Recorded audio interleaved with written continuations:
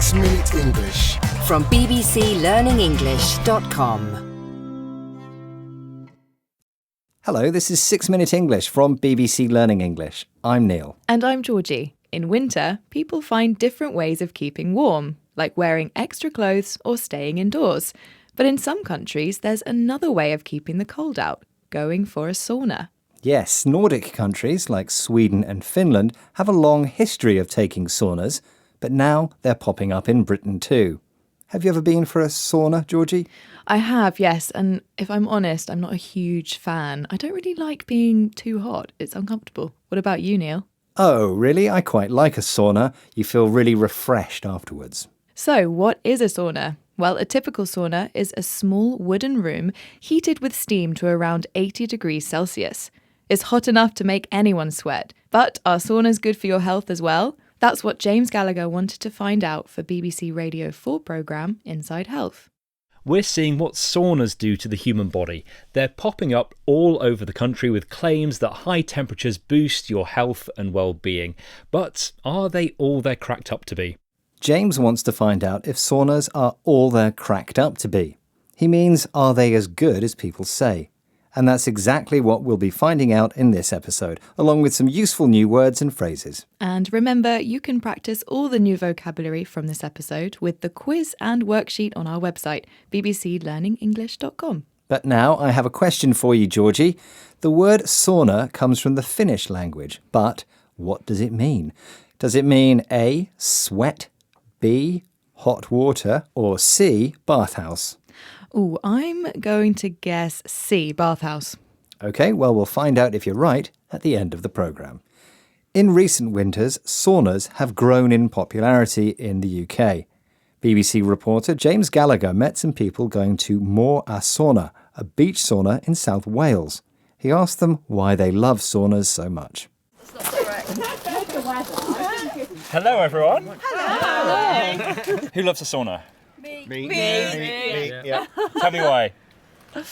Oh, it's just so relaxing. It just makes you feel at ease. It's also great for relaxing muscles if you're up tense or anything like that at all.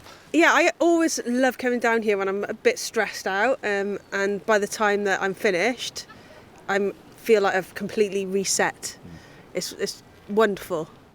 The first speaker says saunas make her feel at ease, a phrase meaning comfortable and relaxed.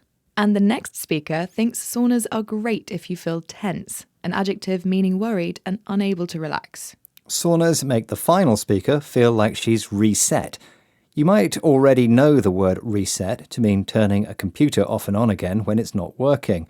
But used in connection with a person, reset means to start again after a rest so that you feel better about life. So, it seems saunas do help people feel better, but is there actual medical evidence that it's good for us? Here's James Gallagher again speaking with Professor Damien Bailey, an expert in human physiology for BBC Radio 4 programme Inside Health.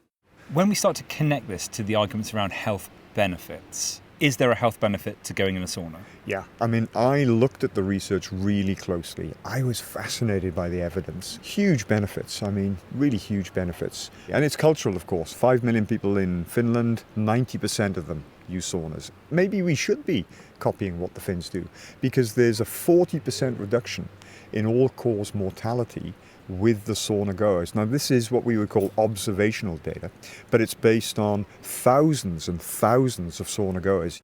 These are observational data sets, so we really do need what we call RCTs, randomized controlled trials. So everything, just as you've mentioned there, everything is absolutely controlled. But we can't turn our noses up at the current data, the observational data. Damien discusses the evidence from Finland, a country where 90% of the population are regular sauna goers. And it's impressive. A 40% reduction in deaths from all causes. But it's important to remember that this is based on observational data, information collected from watching people's natural behaviour and not from controlled medical trials. Nevertheless, this observational data is based on evidence from thousands and thousands of Finns over many years. That's why Damien thinks we shouldn't turn our noses up at it. We shouldn't reject it simply because we think it's not good enough for us. Well, all this talk about saunas has made me want to give it another try. But not before you reveal the answer to your question, Neil. I asked you what the Finnish word sauna means. Is it A, sweat, B, hot water, or C, bathhouse? And I said bathhouse. Am I right? You are absolutely correct. Well done. Yay! Okay, let's recap the vocabulary we've learned in this episode. If something is not all it's cracked up to be, it isn't as good as people say. When someone's at ease, they feel comfortable and unstressed, whereas a tense person is worried and unable to relax.